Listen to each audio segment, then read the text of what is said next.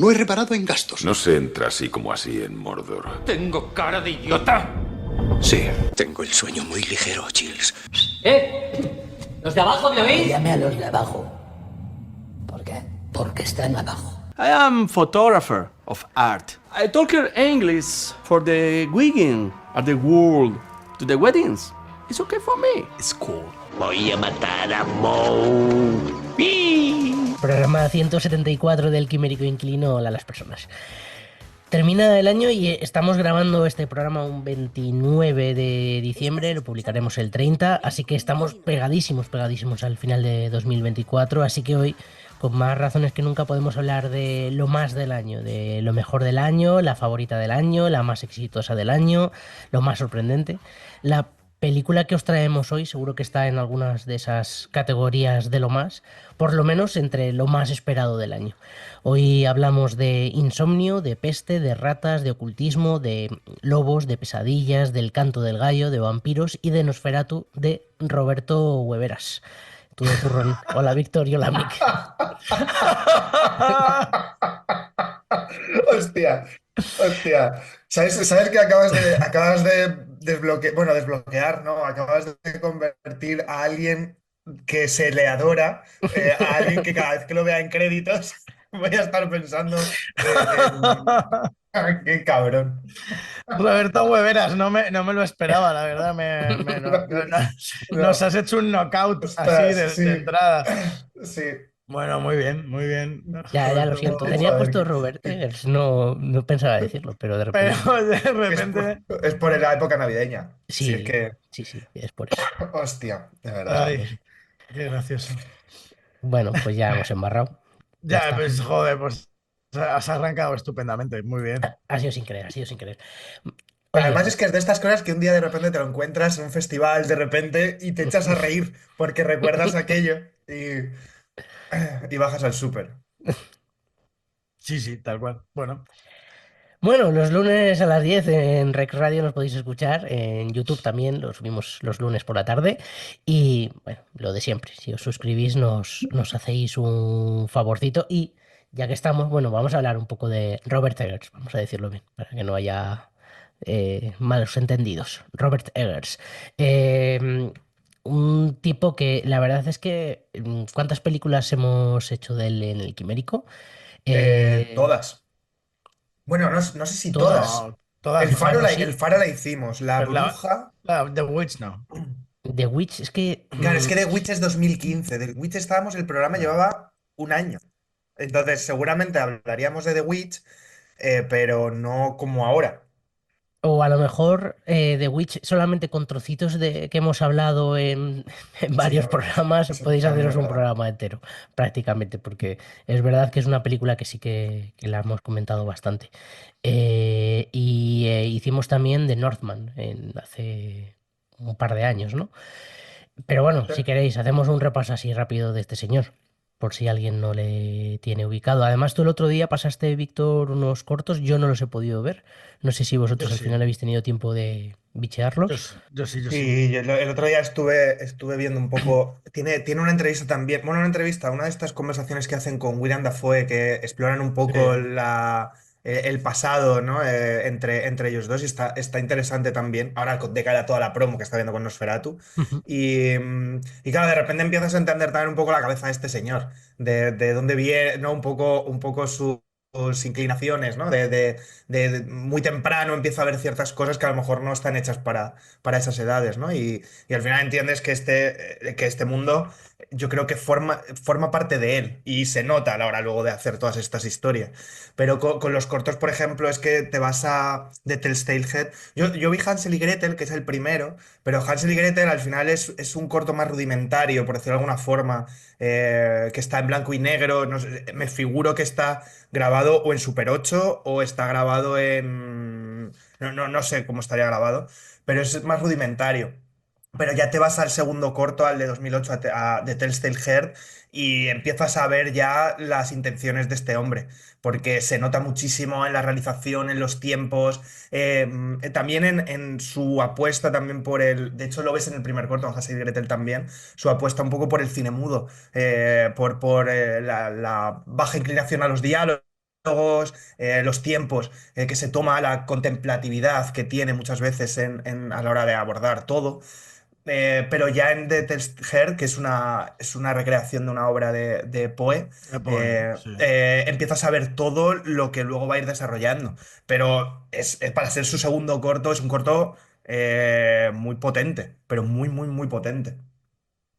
Sí, es que, a ver, aparte, o sea, si no deja de ser una historia de época, ¿no? Que ya simplemente para hacer como un segundo cortometraje con esos medios, pues la intención no era un corto barato tampoco. O sea, y mira que, o sea, es una localización, ¿no? Es un solo espacio, pero es verdad que ya solo en vestuario, ¿no? Y en un poco la ambientación de época, pues ya dices, jolín, no son dos personajes hablando en un parque, ¿no? O sea, y bueno, aparte adaptando a Poe, ¿no? A Edgar Allan Poe, pues ya ves un poco por dónde van los tiros. Aparte que, bueno, aquí también hay como un maestro, ¿no? Un maestro inválido ahí que, bueno, que es casi un monstruo.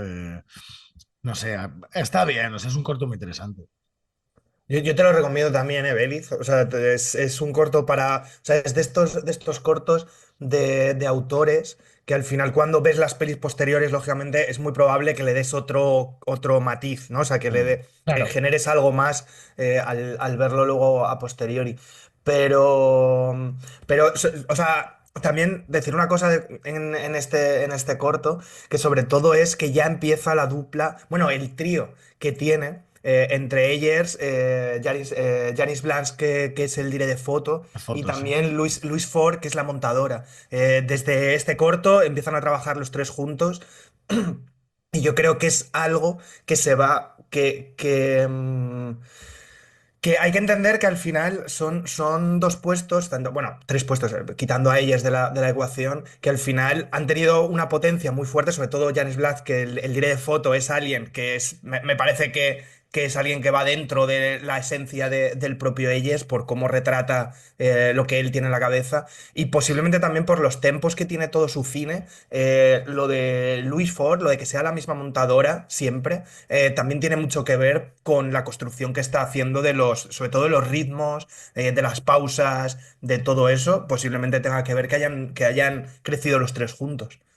Decir también que Jarin Blaschke es el director de fotografía de la de Knock at the Cabin, la de Llamar a la Puerta Se de estaba viendo. Shyamalan, y el director de fotografía también de Servant, serie también de Shyamalan, entre otros, que no está mal. Yo no la terminé de ver, pero no está mal. Y, Trabajó con Cortés y en con, Blackwood, y trabajó con Cortés. con Black Book, sí, sí, Mm. sí.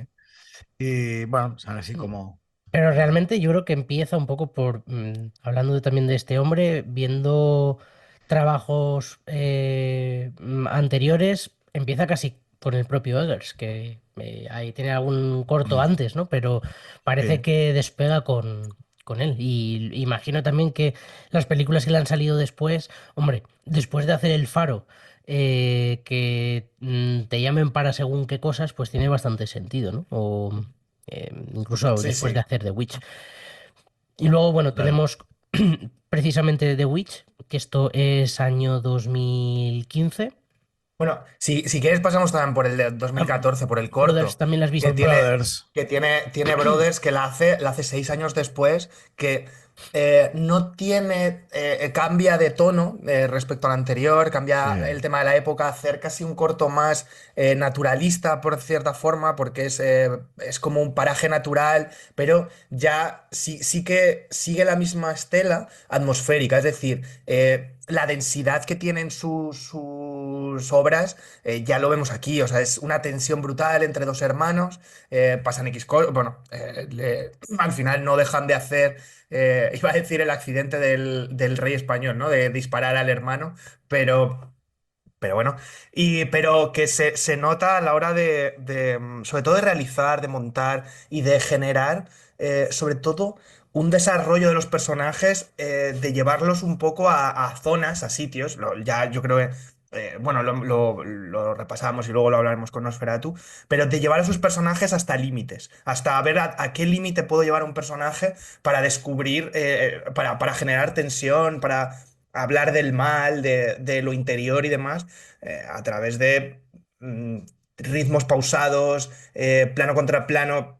Mucho más densos, ¿no? Que una simple conversación en el que va creciendo, creciendo, creciendo hasta, bueno, hasta que genera ese clima de opresión, ¿no? De personajes y también respecto al espectador que, bueno, va metiéndote en la historia. Brothers es otro corto que para mí es tremendamente respetable. A mí me gustó más de Terhade, pero yo creo que dibuja más lo que él iba a hacer. Pero es verdad que en Brothers vemos un poco un tono ya de cara a la bruja, que la haría el año siguiente, pero de cara a la representación de ese bosque, de esas luces y de muchas cosas, yo creo que en Brothers ya lo vamos teniendo. Y aparte, incluso planos prácticamente calcados de la bruja. Hay un par, o sea, el del bosque, cuando el hermano se va metiendo al Eso. bosque, no es exactamente el mismo que cuando Anya Taylor-Joy va entrando al bosque luego en The Witch. Y sí, no, no, o sea, suscribo un poco todo lo que dices, pero es que, o planos de la casa, ¿no? También hay algún Mm. plano de la casa que lo vemos luego en otras cosas de Eggers y creo que a mí me resultó, fíjate, más interesante Brothers que The Telltale Heart porque creo que hay como más un estudio del mal dentro de los dos hermanos. El otro no deja de ser una adaptación Si no, de no un es el relato, monstruo. claro, es un relato de Poe y tal, y entonces creo que el otro era un corto, bueno, pues eso, más de vamos a hacer una reinterpretación o una adaptación del gran Poe, ¿no? Entonces, bueno, aunque hay cosas ahí, pero creo que creo que Brothers es algo como más original y, bueno, más de A mí, a autor. mí no, no sé si te parece, pero a mí Brothers me parece que es curioso, se lo lleva a su línea, pero me recuerda mucho que muchas veces lo hablamos, al cine francés, Sí, a Frontiers, me sí, recuerda a un poco, Frontiers tiene, sí, vuelve un poco a esa zona y se lo lleva a su terreno absoluto. Pero sí sí. me recuerda más al cine francés de ese estilo, reinterpretado de una forma oscura y de una forma que parece, de hecho, una mezcla entre el terror indie americano y casi el cine de terror europeo de Centro Europa o del Este por la atmósfera y por algunas cosas. Ujú, sí. Y bueno, ya sí que pasaríamos a 2015, su primer largometraje, que es, a mí me parece, viendo así todas las películas y demás, para mí creo que es la que más me gusta porque me parece Sí. como lo más especial de decir, ostras, ¿no? Cómo este director, a lo mejor no es la mejor de las cuatro películas que ha hecho, pero es en la que de repente te muestra todas sus cartas y te dice cómo es su forma de narrar. Es verdad que tiene los cortometrajes anteriores, ¿no? Pero me parece una declaración de intenciones total, que por cierto antes has mencionado tú, Mick, a Anya Taylor-Joy, que luego un año después, una cosa así, aparece en Múltiple también de Shyamalan, que un poco van copiándose, ¿no? O utilizando a las mismas personas dentro de sus trabajos. Y bueno, La Bruja, ¿qué decir de La Bruja? A mí es que de Eggers es lo que más me gusta. O sea, a mí me parece su mejor película, sin desmerecer, por supuesto, a las demás. Y, o sea, creo que todas son grandes películas. De hecho, quizá ahora mismo Eggers es que es el director más con una filmografía sí que en ningún momento ha fallado ni ha meado fuera del tiesto y que todas las películas van, vamos, del 7 para arriba. O sea, todo su cine es muy valorable, de una calidad tremenda y aparte que hace unos trabajos con una datación histórica casi enfermiza, ¿no?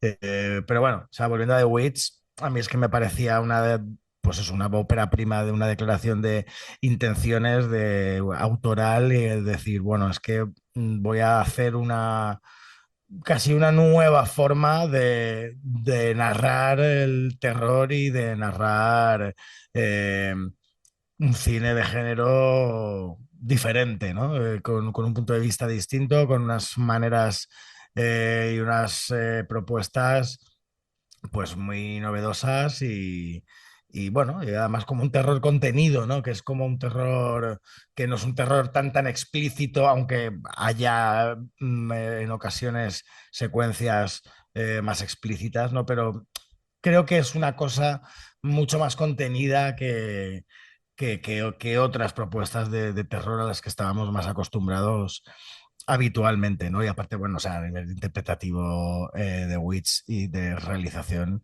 me parece una maravilla, siendo Eggers es un director que no mueve mucho la cámara, que quizá donde le empezamos a ver mover más la cámara fue en El Hombre del Norte, ¿no? En The Northman, que cuando mueve la cámara lo hace muy bien y sorprende y me gusta mucho, pero eso también me gusta que generalmente como no la mueve y suele ser muy de planos más fijos, ¿no? Y más estáticos, Sí.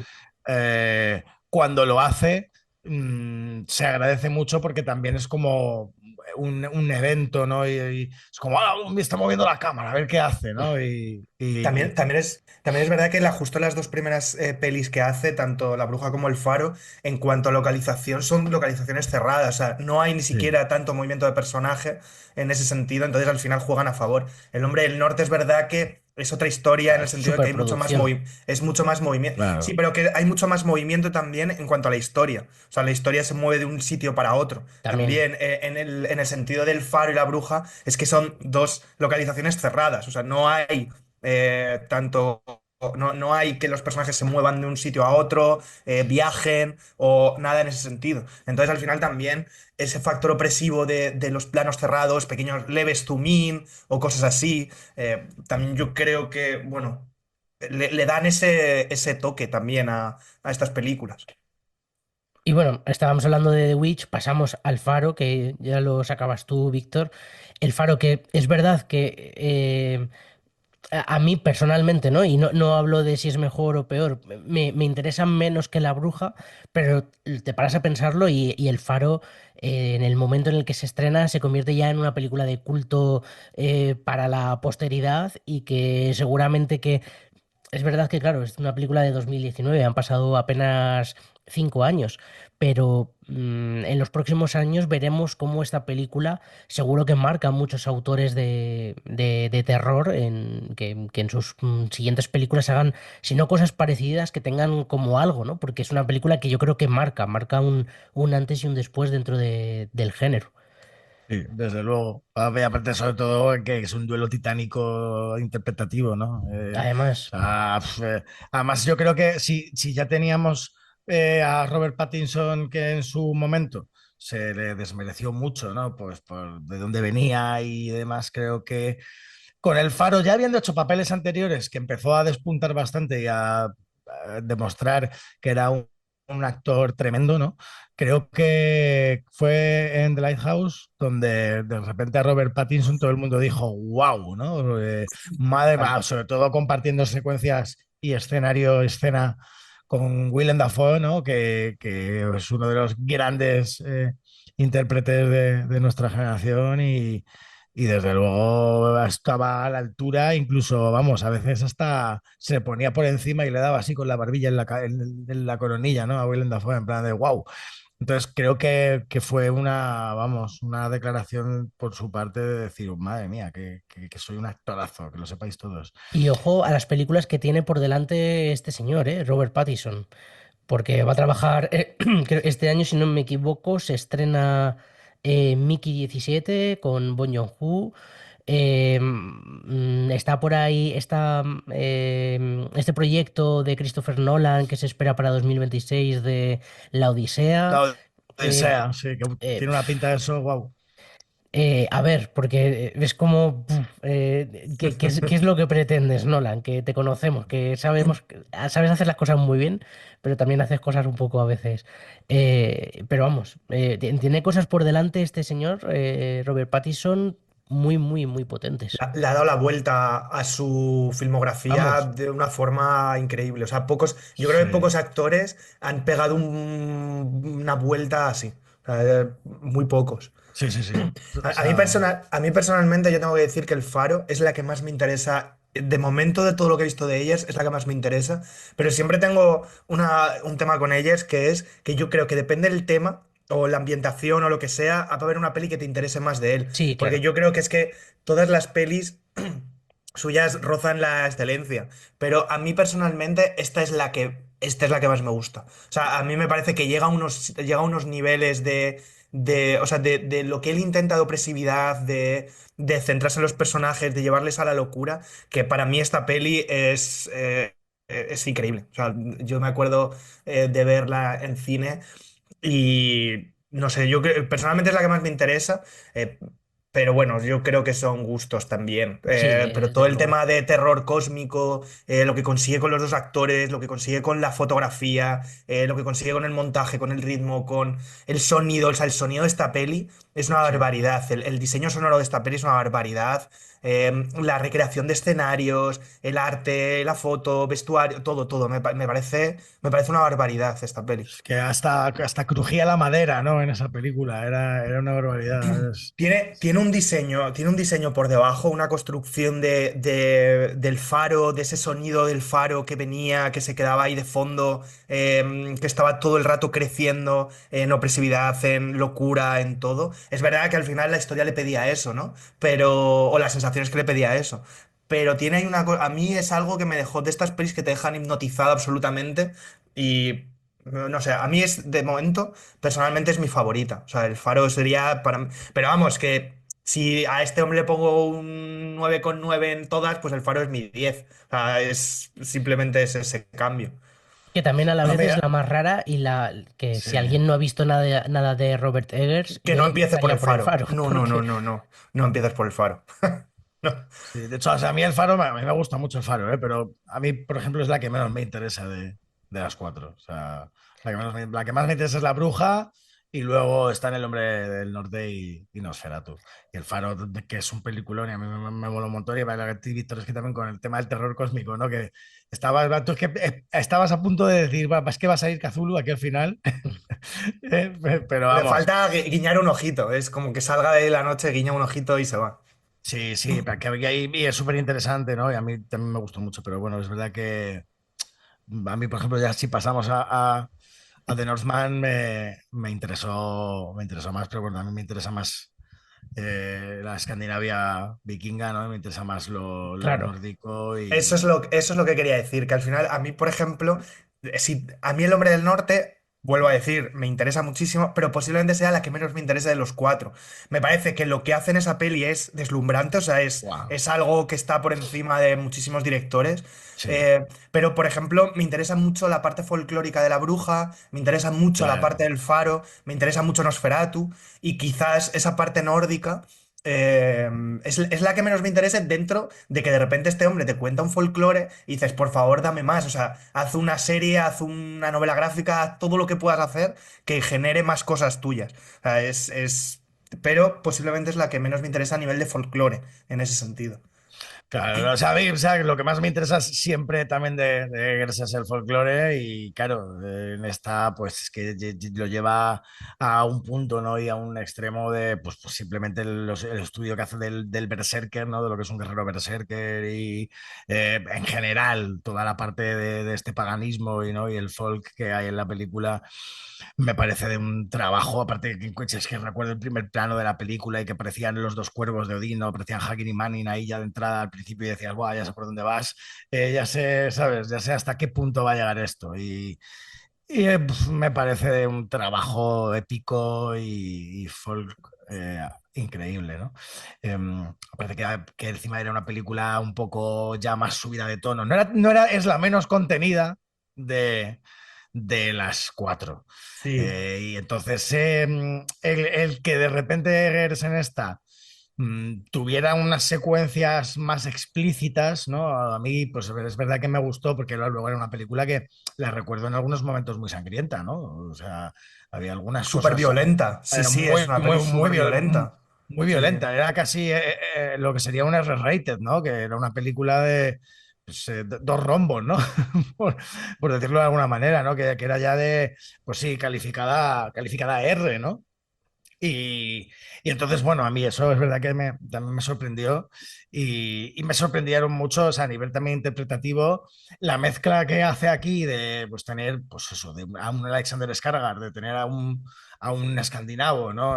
Haciendo de un berserker, luego de repente meter a Nicole Kidman, meter a Anya Taylor-Joy, meter a Ethan Hawke, a Willem Ethan Dafoe, hacer Hawke. ahí, claro, de tener una mezcla aquí, pero todos como en su papel perfectamente. Estaba Bjork, ¿no? Haciendo ahí Es verdad. De hecho, de bruja, ¿no? Que de era hecho, como, ostras. Björk escribe una parte, supuestamente escribe una parte del guión en un islandés antiguo también. Hacen por ahí algunas cosas. Que volvíamos a tener ahí a Ralph Fiennes, a Kate Dickie, ¿no? Que era como, bueno, también las de la bruja, ¿no? Que pues, yo qué sé, es que había como una serie de elementos que me parecieron brutales. Aparte, bueno, eso, la construcción de todo el escandinavo, el idioma antiguo, de cómo lo recrean todo y no sé, y aparte que me gustó mucho el que me sorprendió cuando movía la cámara, cómo la movía y para lo que la movía, ¿no? Que a nivel de realización me parece que era notable y bueno, o sea, no sé, entré mucho y me... O sea, por ejemplo, la parte de los Draugr, ¿no? Cuando, bueno, el Draugr, la tumba, es como una reinterpretación encima de Hamlet, ¿no? Y creo que lo hizo muy, muy, muy, muy bien. A mí me gustó mucho. Y es que además esta película es verdad que lo que decís, ¿no? Que es la menos contenida en cierto aspecto, pero luego por otro lado yo diría que es la más comercial, porque Es la más comercial, sí. es la más accesible para la mayoría del público, no diría para todos, porque también te tiene que gustar un poco este rollo, pero está ya simplemente la cara de Nicole Kidman y de Ethan Hawke y de Anna Taylor-Joy en 2022. Anya Taylor-Joy ya en esa fecha era una superestrella, sigue siéndolo, no era. Me parece que es una película muchísimo más accesible y es quizá junto con Nosferatu, que ahora hablaremos de ella, las que es más fácil verlas en casa. Porque yo creo que La Bruja y sobre todo el Sí. Faro no concibo verla en una pantalla pequeña en tu casa, porque es que creo que no tiene sentido alguno esa película. Pues la Necesitas verla en cine. experiencia es muy diferente. Yo la he visto en el cine y la he visto en casa. Entonces, pues me pierde, por supuesto. Es que Yo creo, pero es que puedes decir, o sea, yo creo que es de las cuatro pelis. Es que este tipo, ver una peli suya en casa, la mitad de la experiencia está fuera, porque es Sí. que a nivel de construcción es apabullante. Entonces, en cuanto no tengas una sala, una pantalla grande, el sonido, todo, pierdes la mitad de la peli. O sea, mucha parte de la construcción es está tan en valores graves, tanto de luz. O sea, ver, por ejemplo, Nosferatu. O sea, yo no me imagino Nosferatu por streaming. Por una razón, porque a nivel de color, el empastado que va a haber del color negro con grises y con toda la oscuridad, eso en plataformas va a ser un desastre. En plataformas, a ver cómo lo solventan, pero toda la parte de Nosferatu oscura, Sí. posiblemente con The Norman, con el faro, con esa oscuridad, con esa foto que tiene, juega tanto a la atmósfera. Muchas veces a claves bajas o a una atmósfera en la que la escala de grises es tan potente que streaming se lo carga. Es, sí, es- ¿eh? es muy difícil, porque no tiene luces. O sea, no tiene luces, perdón. O sea, no es una clave alta en la que toda la información está en luz, que para streaming es favorable. Es que va al lado contrario. Entonces, cualquiera de las cuatro pelis que hace aquí, esos cambios que va haciendo a degradados de las luces a las sombras, el streaming hace, venga, para tu casa. Eso. Ya está fuera. Es que para, Por, para por la gente que, explicarlo es que en streaming ves blanco o negro, no ves grises. ves colores, pero porque están hechas, muchas cosas de las teles están hechas para que veas los colores vivos y mucho está, de hecho solo hay que ir a un centro comercial a ver teles, que lo tienen todo expuesto como, mira los colores más vivos, mira no sé qué, porque es al final a lo que te intentan vender. Esto, por poner un ejemplo también que yo creo que eso le ha pasado a mucha gente, que es lo que todo el mundo ha visto, porque mucha gente no se habrá acercado a estas pelis, es Juego de Tronos, el capítulo famoso Sí. oscuro, el famoso capítulo aquel que no se veía nada, que la gente se quejaba y demás. Que bueno, podemos entrar en si eso está bien o no. Yo no quiero entrar tampoco en ese debate. Creo que está bien, pero eso para los que lo quieran debatir. pero es un ejemplo de cómo puede afectar ver una peli en streaming, es decir, que los datos que tiene, digamos, los datos que tiene esa película son muy limitados a, digamos, a verlo en cine, que es no hay límite para la imagen, no Claro. tienes un límite. Entonces, es como, yo qué sé, bueno, en su máxima resolución, por decirlo de alguna forma, un poco así, pero ese es el problema que tienen estas pelis tan oscuras, que luego en plataformas. Y hablamos de la imagen, pero el sonido pasa lo mismo. El espectro sonoro o el diseño sonoro, las capas sonoras. El otro día me preguntaba en el trabajo uno que no había visto el Faro y le dije, por Dios, míratela. Si te puedes comprar el Blu-ray, cómpratelo, y porque no tiene tanta compresión. Y si tienes sonido para meterle un poco de graves y demás, hazlo, porque es que si no, parte de la experiencia te la has perdido. Toda esa Claro. parte que va construyendo de diseño sonoro de los personajes, de la atmósfera, del mundo que él retrata, está fuera. Entonces es una putada porque no es para nada como lo que quiere contar, de cierta forma, ¿no? No es ese completo. Cuidado con recomendar el Faro, que a lo mejor luego no te vuelve a hablar tu No te vuelvo a compañero. hablar, No, sí. pero sabíamos a lo que íbamos los dos, ¿eh? O sea, sí, por lo que él me había contado y tal, dije, vale, eh, sí sabía a quién se lo estaba diciendo, Entra en el digamos, o target. eso No, creo. no. Entra en el Sí. target. Sí, pero no, es de estas pelis que te insultan, si depende a quién se la recomiendas, te pueden insultar muy fuerte. Sí, Bueno, sí. es que yo creo que depende de quién se la recomiendes, no te aguantan los primeros 15 minutos, así que Ya. tampoco Sí. iba a ser demasiado problema. ¿Tú te acuerdas, Sergio, al ver La Bruja, que fuimos a verla juntos al Sí. cine? Cuando acaba la proyección, había un grupo de chavales detrás que dijeron, vaya pedazo de mierda, o algo así, no sé qué, vaya coñazo, no sé qué dijeron, y nosotros estábamos llorando de la emoción de lo que habíamos visto. Entonces, es que Claro, no, no al es final una peli para todos los públicos. desde luego, desde luego. Es una, Incluso es una peli, sí, que un poco lo que estabas comentando antes tú del verlo en cine y demás, desde luego el tema de la colorimetría y todo esto tiene mucho que ver. Pero yo también hablaría de la atención, porque en el Faro requiere que el sí, espectador esté sentado total. y que Sí, esté dedicándole mucha atención y que sea un espectador activo. Y entonces sí. creo que en casa eso se pierde, es Eso, inevitable. Es... Eso justo iba a decir eso, que son pelis que no nos han enseñado a ver. O sea, son de esas pelis que tienes que construir tu cosas y tienes que prestar mucha atención a cómo Sí, se sí, cuenta el cine. Entonces tienes tú que dar un paso muy grande para enfrentarte a ellas. desde Y, luego. Tiene que ser y un claro, espectador no activo es. que esté trabajando Claro, durante y que pongas tus cinco sentidos en la película y ya Mm, está. O sea, que te dejes sumergir y aparte que tienes, o sea, te hace pensar durante y es necesario pensar durante. O sea, Y no te lo dan todo masticado. la semana que viene que hablaremos de Parténope, le pasa lo mismo. Es una película que requiere que te sientes y que estés centradito, que no vale total. con... Totalmente. Y tanto con Nosferatu, tanto con Parténope, ya ha habido gente que yo cuando he subido alguna foto a Instagram o he puesto a mí, por ejemplo, ya hablaremos la semana que viene de Parténope, que a mí me ha encantado. Pero ya hay gente que, en plan, ¿qué dices? En plan, o sea, porque ¿dónde está el Sorrentino de la Grande Belleza, ¿no? De la Grande Belleza.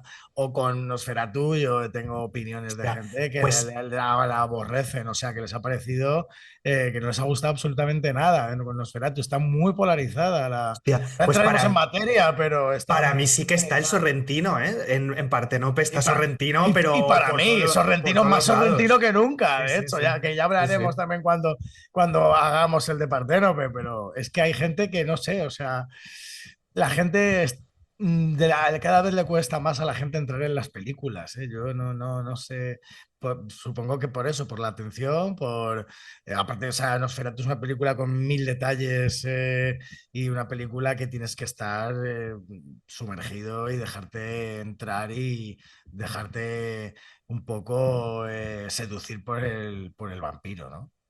Total. Bueno, vamos a hacer un poco de sinopsis rápida antes de entrar en materia. Al final, Nosferatu habla de un agente inmobiliario que necesita vender un castillo cuyo propietario es el excéntrico conde Graf Orlok. Orlok. El conde en realidad es un vampiro milenario que esparce el terror en la región de Bremen y que está interesado en Ellen y la mujer de Hutter. Con la ayuda de los doctores von Franz y Wilhelm Sievers, la pareja se enfrentará a este perverso conde.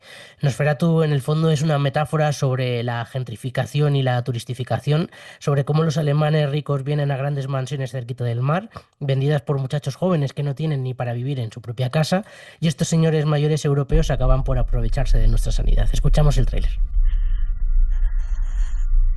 Come to me. Come to me. Hear my call. Come to me.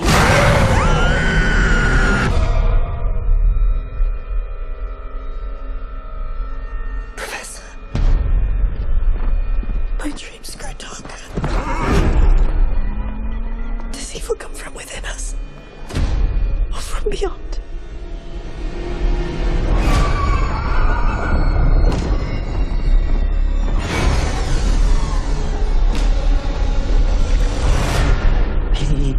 It's coming.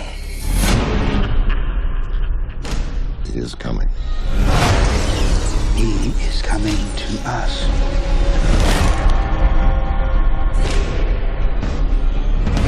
He's coming. Who is coming to my child?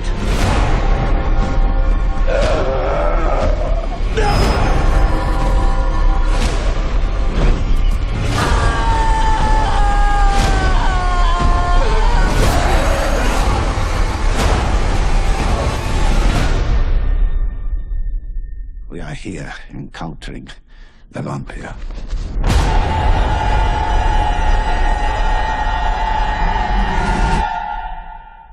Nosferatu.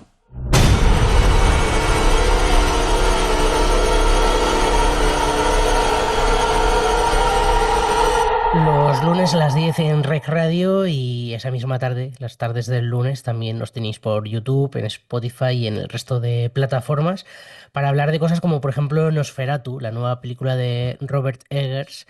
Y como siempre, os pregunto por qué merece la pena verla. Por ejemplo, Víctor, venga, que sé que tiene ganas. Es como, o sea, merece la pena porque yo creo que es de las pelis, posiblemente no para todo el mundo, pero posiblemente sea de las pelis en general más esperadas. Para mí es uno de los estrenos del año, y sobre todo porque es cine hecho para el cine, o sea, es a nivel, lo hablábamos antes, que hay una serie de películas, muchas, o sea, no es que sea única en ese sentido, pero hay muchas películas que precisamente siempre decimos, hay que ir al cine a verla y demás, y creo que este es uno de esos casos, ¿no? En el que es una peli arrolladora en muchos sentidos, no apta también para todos los públicos que no estén o quieran entrar en esa relación del cine con el espectador, en el que tienes que sentarte en una pantalla y dejarte llevar por todas las circunstancias del cine, por todas sus características. Y creo que es una peli que merece mucho la pena porque a pesar de que posiblemente es una peli que en sí misma o a nivel de guión no cuente nada nuevo o no cuente algo nuevo, sí que es importante cómo lo cuenta, ¿no? Creo que es la primera vez que tengo la sensación de que una peli aborda a Drácula desde un punto de vista atmosférico, es decir, que está como ser omnipresente en todos los sitios. O por lo menos a mí me cuesta, esto, lo pensaba, no como un monstruo que también lo desarrolla en esta película, que puede ejercer esa violencia, sino como algo desmedido, algo que está en todos los sitios. Y creo que yo no recuerdo una peli de Drácula que lo aborde desde este punto. Luego podemos desgranar todo, pero creo que en cada uno de los puntos de esta película está de notable a sobresaliente, desde el reparto, o sea, desde las interpretaciones, desde Lily Ross a Bill Skarsgård, a todo. Pero es que a nivel artístico llega a un punto, luego iremos desarrollando también cómo lo cuenta y la forma de contar que tiene esta película. pero es que el acercamiento visual que tiene esta película al personaje, a los personajes, a la historia, a la atmósfera, a mí me parece que es apabullante. A nivel de vestuario tiene planos que son una locura. A nivel artístico, en el sentido de los colores de las paredes, los colores de las localizaciones. Todo lo que hace está a un nivel altísimo. Me parece que consigue en muchos casos una opresión, sobre todo en esos ambientes oscuros, con luz de vela, ese desarrollo, esa presentación de personaje que a mí me vuelve loco. La presentación de personaje que hay de Orlok me parece una absoluta locura en el salón. Me parece una absoluta locura. Y sobre todo eso, cómo está contado, todos los detalles que tiene a nivel sonoro, a nivel visual, de hasta dónde llegan los personajes. Me parece que vuelve a ser ese ellos que les lleva al absoluto delirio. Me parece que la interpretación es muy difícil llegar a ciertos límites, y creo que este hombre consigue llevar a sus personajes y a los actores hasta allí. Y bueno, luego vamos desgranando, pero a mí me parece una peli que merece muchísimo la pena, sobre todo porque es algo a nivel cinematográfico. Me parece que está muchos puntos por encima, y creo que merece mucho la pena. Cuanto más grande sea la pantalla, cuanto mejor sea el sonido, de esas pelis, que vayas, disfrutes y te llene y te dejes llevar por esta película. Vuelvo a decir, luego vamos desarrollando, porque creo que la peli además tiene como dos partes muy diferenciadas, de la mitad para delante hacia atrás, cómo está contada. Creo que la primera... Bueno, luego entramos en detalles, porque es que si no voy a empezar a hablar Entonces, nada, para mí es una de las grandísimas películas del año, y posiblemente a nivel de género, posiblemente sea la mejor película del año. Y bueno, luego vamos hablando más, que tampoco. Mick. Bueno, o sea, suscribo un poco a todo lo que dice Víctor, y por supuesto es una de las mejores películas del año y de género. Probablemente tendríamos que hacer ahora, en plan, un poco el Habría que repaso. Sí, claro. Claro, tendríamos que recapitular ahorita que todavía no he hecho como el top, ¿no? El top 10 de este año. Todavía no lo tengo claro porque no me he puesto a hacerlo, pero desde luego, obviamente, va a estar Nosferatu ahí de las primeras, ¿no?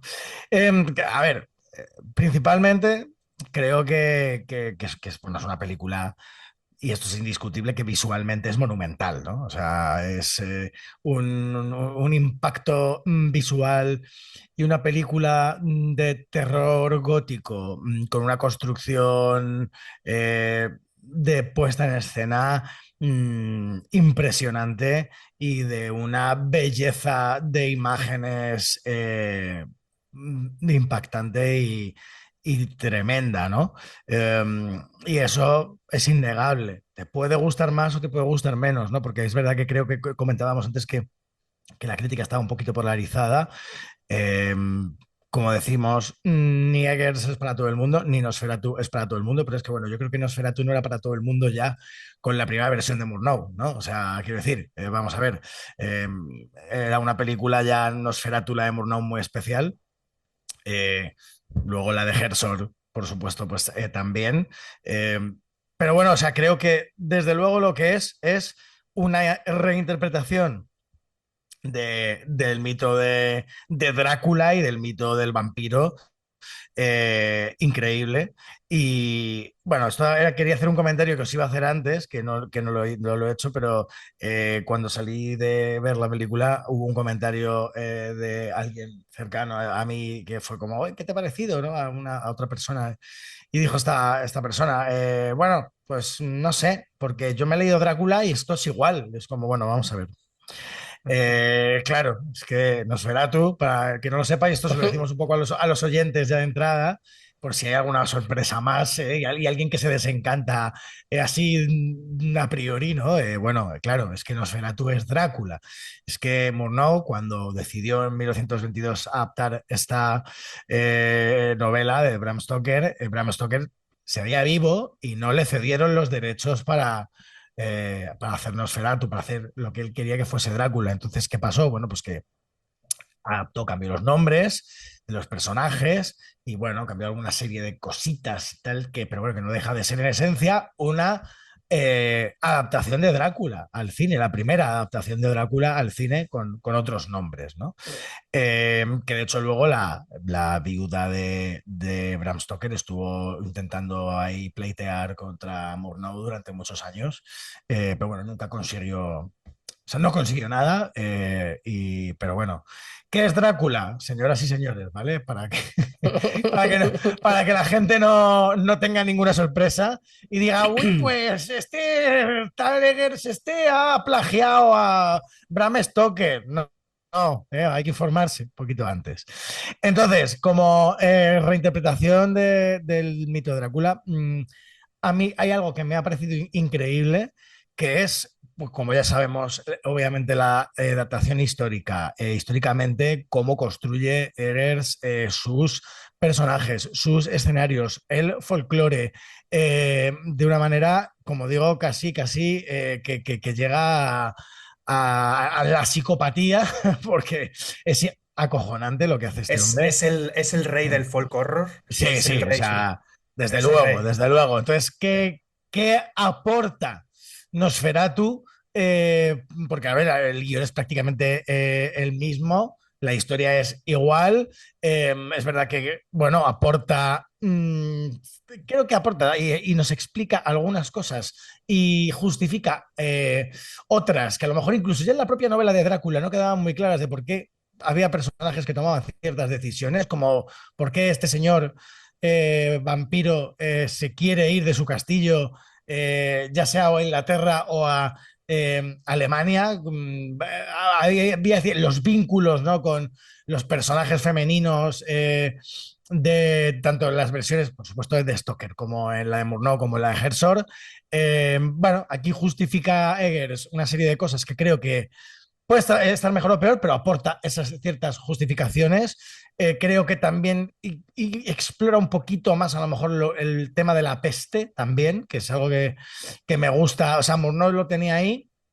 Herzog creo que se explayaba un poquito más con ello también y me gustó. Y creo que aquí todavía lo justifican más como, bueno, ¿de dónde viene esa plaga? ¿Por qué viene esa plaga? ¿No? Aunque en las otras está, pero creo que en esta lo refuerzan. Pero principalmente por la criatura. Vamos a ver, que la gente va a ver Nosferatu esperándose esa romantización vampírica que hizo, por ejemplo, Coppola, ¿no? Ojo, Coppola con la adaptación de Stoker es un peliculón. A mí me encanta Drácula, ¿no? Pero bueno. Pero es otra cosa, sí, Es otra cosa. Entonces, pues si la gente lee la novela de Stoker, fíjate que a mí probablemente me cuadre más por historia y por el momento y por el tipo de vampiro que era y de dónde viene un vampiro como este Orlok de Eggers. Vamos a ver, es un eslavo, un hombre que vive en las montañas de los Cárpatos, un hombre que venía de Transilvania, y la apariencia de este nuevo vampiro y la estética de este nuevo vampiro sería algo mucho más acorde a, aunque suene de coña, a un vampiro como lo que hacemos en las sombras. Eso es un vampiro de esa época, un vampiro, un Matusalén, ¿no? Un vampiro, como se dice en Vampiro Mascarada y tal, un vampiro casi primigenio, ¿no? Ahí de muchísimas generaciones en los Cárpatos, que pues, es un tipo con el pelo largo o con un corte de pelo un poco extraño, casi báltico, ¿no? En plan, oye, con un mostacho ahí, ¿no? Bigotazos, barbazas, ¿no? Un tío grande, pues eso. Estamos también luego acostumbrados un poco a los vampiros de la Hammer, ¿no? Y a un Christopher Lee, un Bela Lugosi, casi un hombre con un corte de pelo de barbería perfecto, alto, guapo, galán, seductor, ¿no? sí. Claro, un seductor y sin embargo este Orlok está más cerca de la apariencia de la bestia que la apariencia humana, ¿no? Y eso creo que es digno de reseña, digno de ser notable y digno de una valentía tremenda, que ya ese Orlok al principio de Murnau no dejaba de ser, pues eso, lo que luego más adelante con la mística y la mítica del vampiro y la iconografía pop que se le ha dado por los juegos de rol, es un Nosferatu, ¿no? Que en vampiro mascarada en el juego de rol es un tipo de vampiro, ¿no? El Nosferatu, que son vampiros que están más cerca de la apariencia del demonio, ¿no? La apariencia de la criatura, de la bestia, y no tanto a la apariencia humana, ¿no? Eso me ha encantado, me ha gustado mucho la voz, me ha gustado, o sea, Bill Skarsgård, que no parece Bill Skarsgård, una vez más, ¿no? El trabajo tanto físico como sonoro de Bill Skarsgård me parece impecable, me parece una barbaridad, me parece que cada vez que aparece el vampiro en pantalla, cada vez que tenemos a este Orlok, sube el pan, ¿no? Por decirlo de alguna manera, que es como, wow, te deja totalmente obnubilado, embelesado, te lleva dentro, te seduce ese vampiro, ¿no? Y creo que eso es increíble.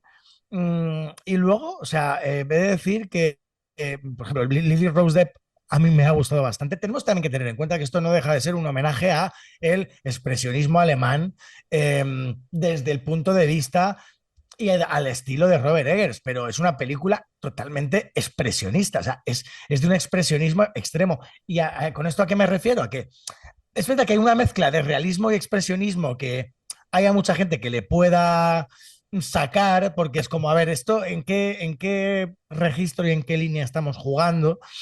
Pero creo que lo hace muy bien y creo que Lily Rose Depp está muy bien. Nicholas Hoult está quizá un poquito más justo, porque bueno, tiene también un personaje que es un poco más neutro, ¿no? Y a mí, una de las cosas que más me chirría de la película es Aaron Taylor Johnson. Yo lo siento, pero creo que Willem Dafoe y Ralph Fiennes se lo comen. Se lo o sea, comen. es que se le comen. Está muy, muy flojito. Aparte que es un personaje que en esta versión, en las otras versiones no tenía mucho peso, pero su personaje de repente en esta versión tiene mucho peso. Le han dado mucho más protagonismo. Y ostras, si das más protagonismo a este Harding, ¿no? A Friedrich Harding, en esta versión de duelo de titanes con este profesor Alvin Eberhard von Frank, que es como esta especie de Van Helsing, ¿no? Podríamos llamarlo de esta manera. Y el doctor Wilhelm Sievers, que es Ineson, son dos bestias pardas, tío. Son dos titanes que no, él no está a la altura y creo que eso le juega un poquito a la contra, sobre todo teniendo en cuenta que le han alargado, Eggers ha alargado mucho este tercer acto, que ni en la de Herzog ni en la de Murnau lo teníamos, han dilatado un poquito la película y no sé por qué, porque le han buscado ahí un poco como darle una vuelta de tuerca a todo eso, lo han liado un poquito y creo que incluso a nivel de montaje ese tercer acto se pierde un poco. Creo que el tercer acto lía un pelín a los espectadores, porque hay un momento que quieren como ir a buscar al vampiro, luego no, luego sí. No queda muy claro el por qué han llevado la película por ahí cuando lo podían haber cerrado mucho más sencillo y haberlo dejado un poco como... Es verdad que la propuesta de Herzog no era exactamente igual que la de Murnau al final, o sea, en esencia sí, ¿no? Pero bueno, como la resuelve un poco en lo que es el viaje y no sé por qué aquí no sé, creo que se ha armado un poquito de embrollo a la hora de resolverla. Ha intentado complicarlo más de lo que realmente era cuando era bastante más sencillo de contar. Entonces, eso es lo que... Dime, Víctor, sí, perdón. No, tengo muchas dudas. Yo lo decía al principio, que creo que la peli está muy dividida y creo que así como el inicio de la peli es es un tren sin freno, o sea, es una sensación Sí. de continuamente está avanzando la película. Ujú. Eso hace que por contraste la segunda parte de la película sea mucho más lenta, por decirlo de alguna forma, pero es que también cambia muchísimo la forma en la que se narra la primera parte que la segunda. La primera Sí. parte es muchísimo más onírica, muchísimo más expresionista a nivel del montaje, a nivel de las elipsis, a nivel Ujú. de todo. Muchísimo más, tienes que construir mucho más construye mucho más por montaje que por escena, por decirlo de alguna forma, que por escena. Creo que a partir de la mitad para atrás, para hacia el final, es mucho más narrativa de una forma normal, digamos, mucho más neutra. Y toda la primera parte es muchísimo más narrativa a nivel de montaje. A nivel de planos y es mucho más Ujú. constructiva en ese sentido, tienes que construir mucho más que esa segunda parte. Creo que la primera, creo que por contraste a lo mejor hay cosas que pueden funcionar más o menos, depende para el espectador. Creo que si narrativamente la continúas como el inicio, hay mucho público que le pierdes porque necesita bajar a tierra y empezar a contar la historia de cómo enfrentarse a ese personaje que es Orlok. Entonces la peli va aterrizando, digamos, de cierta forma. Es que no sé cómo decirlo, pero tengo la sensación de que la peli en su segunda mitad aterriza hacia un cine más normativo o más, Sí, Sí. más más normativo en ese sentido. sí, como Más más comercial, podemos decir. comercial, Es que, pero no es que he tenido. tanto. Pero más comercial en el sentido de que de repente baja a tierra una película. Joder, es que decirlo de forma como una película normal es por decirlo porque la primera mitad es que es un tren sin frenos. O sea, es que no creo que tenga un guión. O sea, no es un guión en el sentido críptico, no es un guión que tenga giros de guión, no es en ese sentido, pero toda la primera parte es secuencia tras secuencia, todo el rato avanza. Lo que pasa es que avanza de una forma contenida a través de los planos, a través de la estaticidad, a través de la contemplación. Entonces, es todo el rato como un duelo enorme entre el ritmo vertiginoso del avance de la historia a una pausa de los planos. Entonces, está todo el rato jugando a eso y aterriza. Vamos, eso, esa es la sensación. Vamos. La verdad es que estoy bastante de acuerdo con un poco con lo que comentáis. En general, creo que es una muy buena película que, bueno, tengo aquí apuntado, ¿no? Que como concepto, atmósfera, simplemente. Robert Eggers, si por algo destaca, bueno, diría, si, creo que la principal clave del cine de terror es la atmósfera. Si no existe una buena atmósfera en una película de terror, no tienes película. No existe nada, ¿no? El cine de terror se nutre de ello.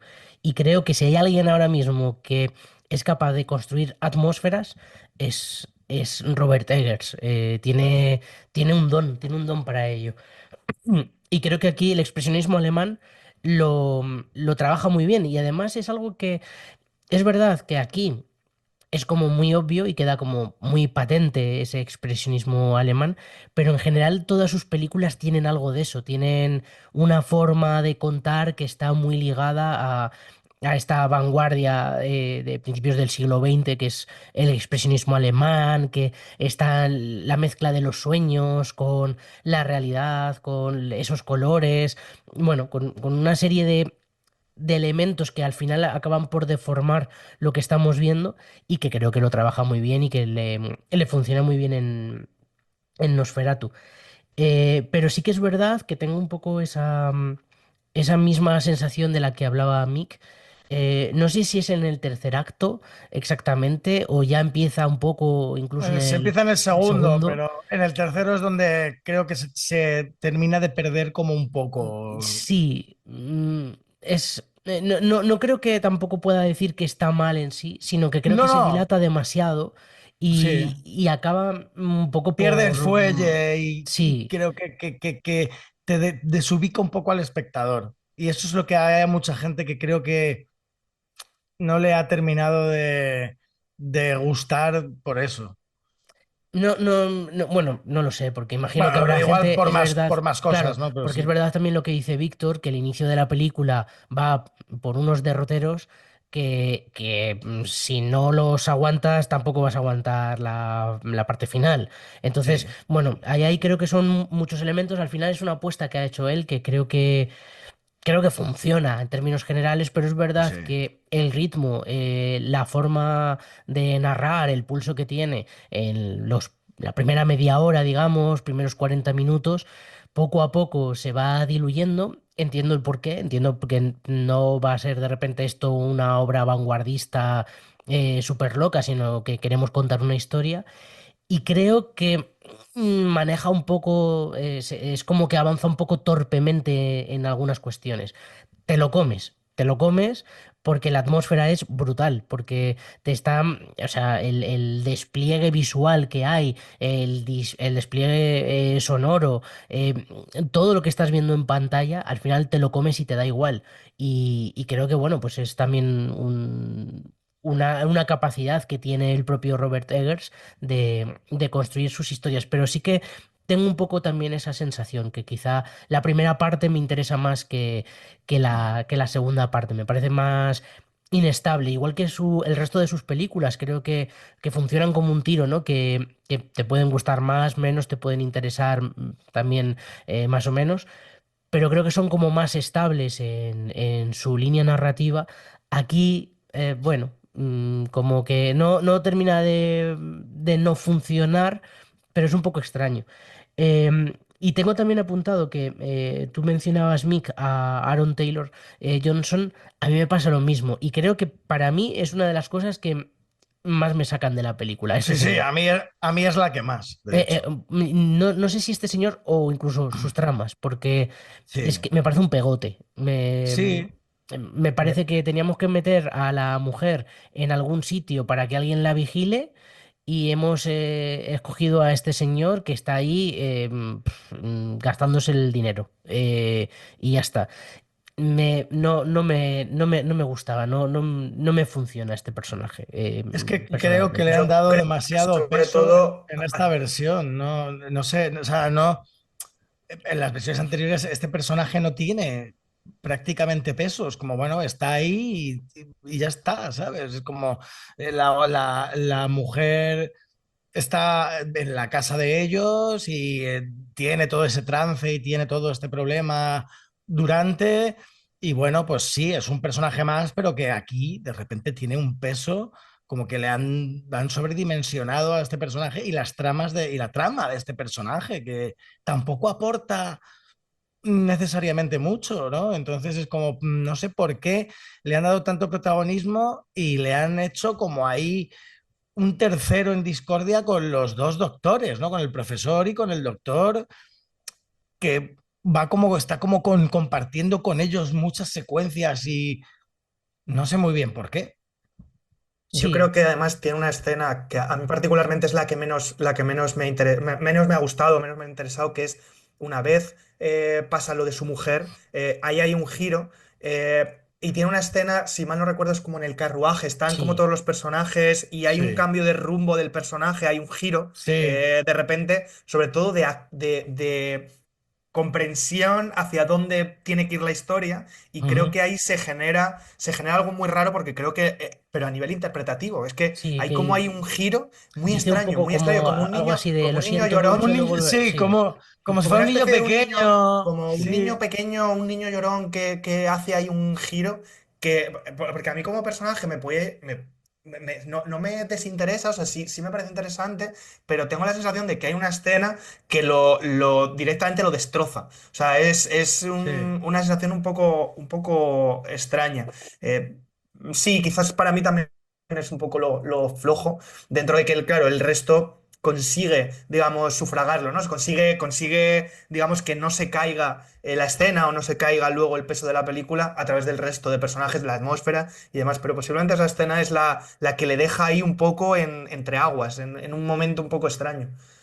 sí, porque luego Sí. es verdad que tienes, sobre todo yo creo que Willem Dafoe, es que el trabajo que hace en esta película, es verdad que ya viene de trabajar con él en otras ocasiones y creo que se entiende muy bien, que encaja muy bien en la manera de contar historias de Eggers, pero aquí me parece que es, A mí me o sea, encanta. me A, parece una maravilla de... Sí, sí, a es mí que, a ver, Dafoe, está Dafoe me encanta. desmedido, ¿no? En plan, Pues está ya como en plan de, guau, haciendo de un personaje como mega excéntrico, un doctor, un profesor ahí del ocultismo, ¿no? Y esto está como, pues eso, en plan que se lleva la peli, ¿no? Willem Dafoe. Pero Pues hay cuidado que vamos a críticas, empezar a ver a Willem Dafoe haciendo de Willem Dafoe en cualquier momento, porque también pues ha habido críticas, a Dafoe por este personaje. Yo alguna crítica que he leído precisamente es ese desmedido. A mí me parece interesantísimo Sí, el tono que le han dado a este personaje. claro.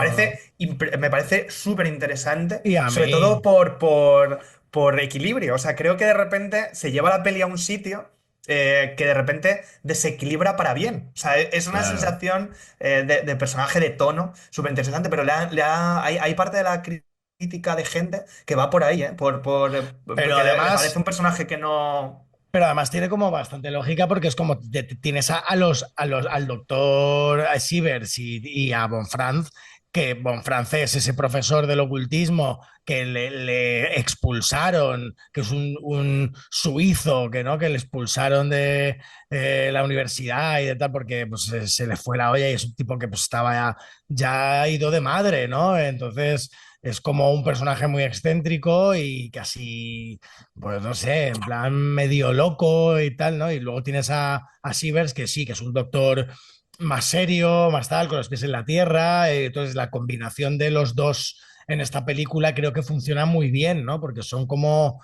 el que mantiene los pies en el suelo y el que está más pensando en el otro lado, ¿no? En el otro Hay, plano y... hay un plano que además va hacia el final de la película que describe perfectamente al personaje de Dafoe, que es ese acercamiento a la ventana con un retrato que hay con un espejo, que entra en el Sí, espejo y ves como sí. una sensación de que está de pasión. O sea, es una sensación de personaje de pasión, de esto es una santa mierda, pero esto me interesa Claro. como es mi mundo, Está emocionado, por es mi fin emoción.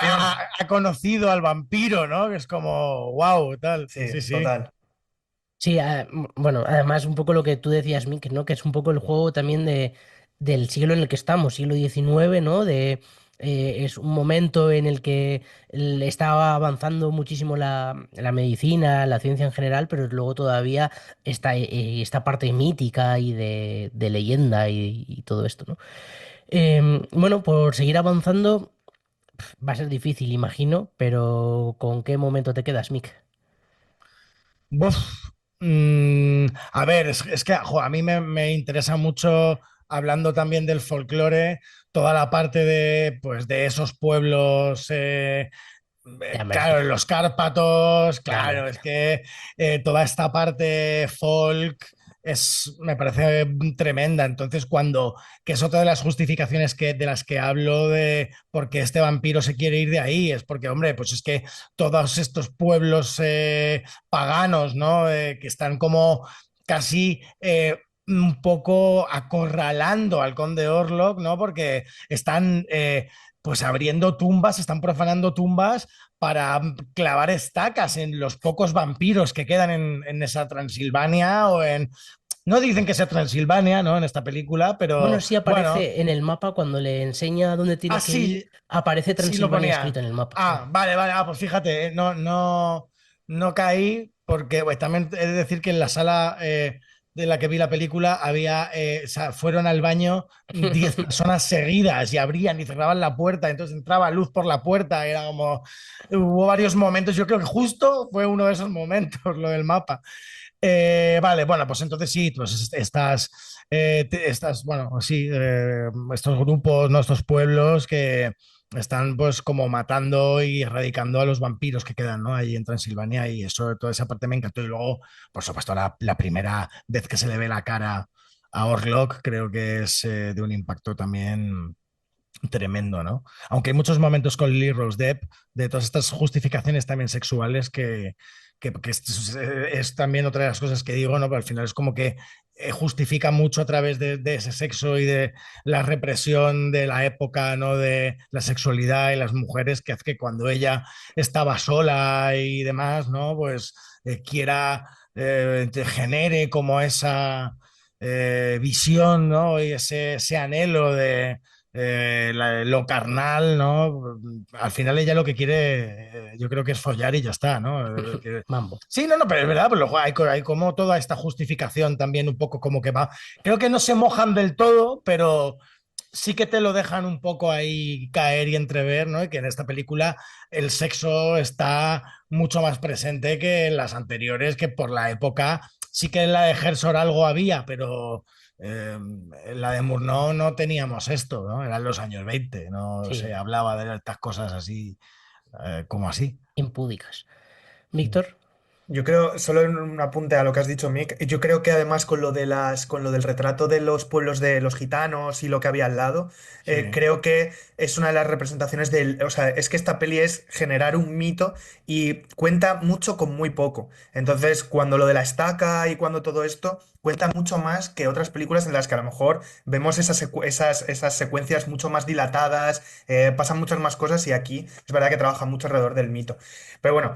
En cuanto a secuencias, me quedo con dos. Una es la escena del barco, cuando abren el ataúd. Me sí. parece que esa secuencia en cuanto a terror es fantástica.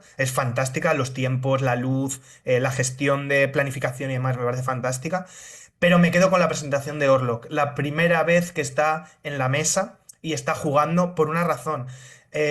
Hay en otras presentaciones de este personaje que cuando hablamos de que se puede, digamos, mover en escena, de repente aparecer en un sitio, en otro, muchas veces se cuenta en planos contra planos, perdiendo al espectador, y aquí lo hace en un plano secuencia en la que de repente aparece de pie, de repente le está sirviendo vino en una copa y juega con una transición, con un movimiento de cámara en la que genera algo alrededor del personaje que es fortísimo, también narrándolo a través de la luz, de esa luz que viene de la chimenea y demás. Pero esa presentación del personaje le describe tanto, con tan poco, le describe tanto con tan poco que me parece fascinante. A mí me hipnotizó esa secuencia. pues yo me voy a quedar, no me voy a bajar de mi burro y me voy a quedar también con los pueblos gitanos. Iba a cambiarlo por Sí. hablar de otro tema, pero es verdad que es que yo me quedaría ahí. Me gustaría que el personaje siguiera a esos pueblos Sí. gitanos para ver cómo viven, qué problemas tienen, cómo los solucionan. Es lo que más me interesa. De hecho, claro, luego cuando la película se va por otro sitio, lo echas de menos. Porque me parece que hay algo ahí alrededor de ellos que es súper interesante. Y sobre todo hay un momento un poco antes que hay un plano de él entrando al bosque, que me parece, vamos, de decir, es que en casi toda la película puedes hacer un póster, ¿no? Con cada Sí. plano. Y hay un momento eso, cuando él entra al bosque, que está justo en el centro del plano, que hay como una cruz que lo marcan como los caminos, y con esa niebla me pareció brutal, ¿no? Es Quiero cuando viene el intentar saber carro. más.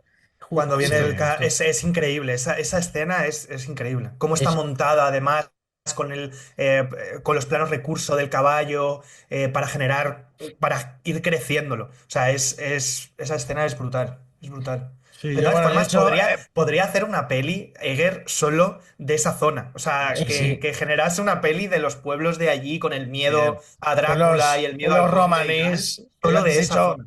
he dicho pueblos eslavos, pero mal. O sea, que pues, Ah, claro, sí. los romanís que he dicho eslavos, pero me he equivocado, que quería decir romanís. Los romanís no eran eslavos.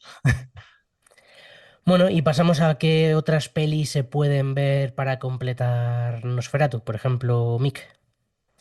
Bueno, pues a ver, yo así de entrada, por supuesto, las versiones de Nosferatu de Murnau y la de Herzog, que ahí homenajean las dos, y de hecho creo que tiene mucho también de la de Herzog, a veces más incluso que la de Murnau.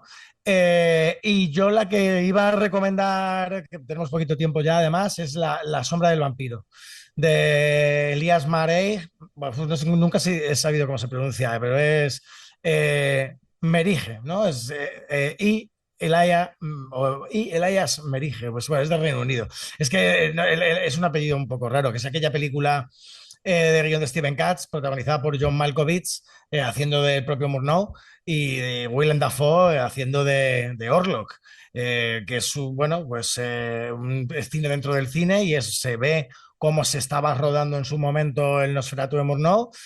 También está Udo Kier por ahí, otro grande.